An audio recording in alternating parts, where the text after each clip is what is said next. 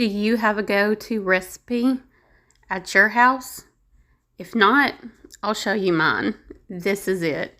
It is the Copycat Crackle Barrel Meatloaf. Best meatloaf recipe. I did get a lot of inspiration from Tess Cooks for You. I'll have her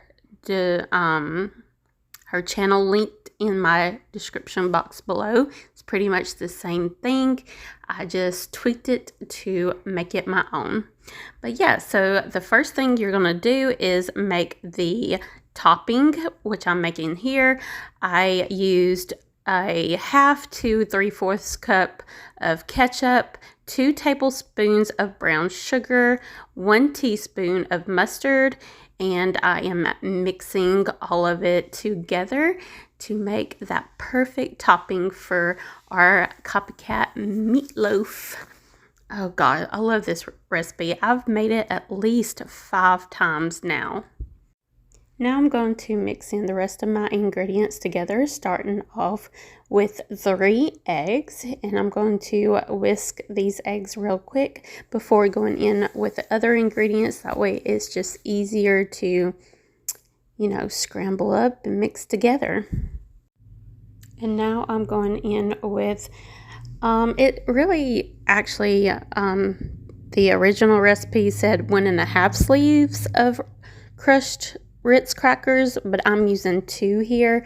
I personally didn't want the other half of the sleeve just sitting there going to waste, so I went ahead and used it. Now I'm going in with my 1 small finely diced onion, and it says 1/2 cup of finely diced bell pepper, and of course I always go with green on the inside, that because the ketchup is red on the outside, kind of makes it a little bit more prettier. But as you can see, I'm not using a 1/2 cup. I'm using just a small green bell pepper. And I'm also using the rest of my shredded cheese that I had on hand, which was sharp cheddar cheese. And the recipe calls for 4 ounces of sharp cheddar cheese or Colby Jack cheese. That's what I had, so that's what I used.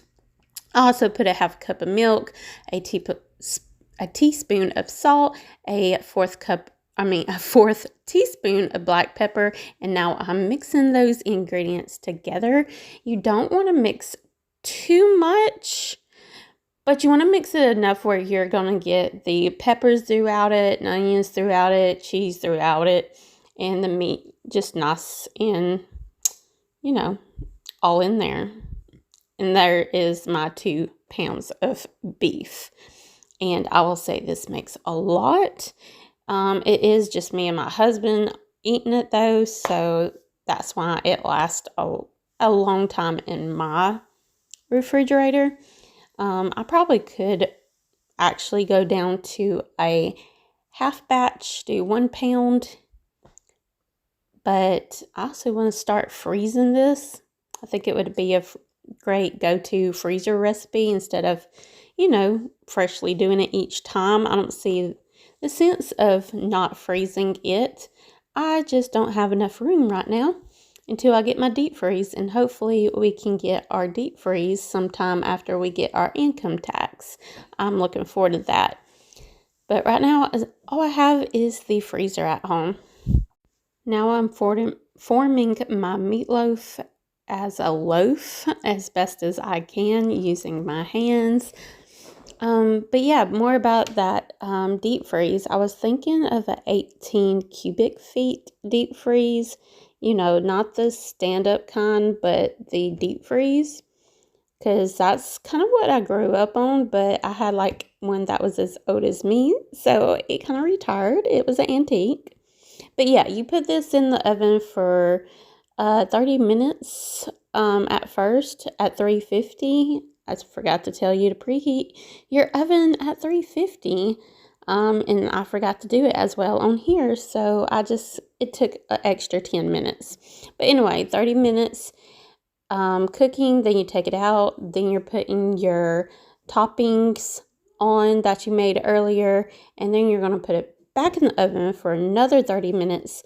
If you didn't forget to preheat, as I said, I put mine in for 30 minutes at first, put the ketchup on there, and or the ketchup mixture, the topping mixture. Then I put it in there another 30 minutes, and I checked the temperature. It was like 10 degrees off, and as soon as it hit 160, that just was an extra 10 minutes. So at least that's how long it took for my preheating.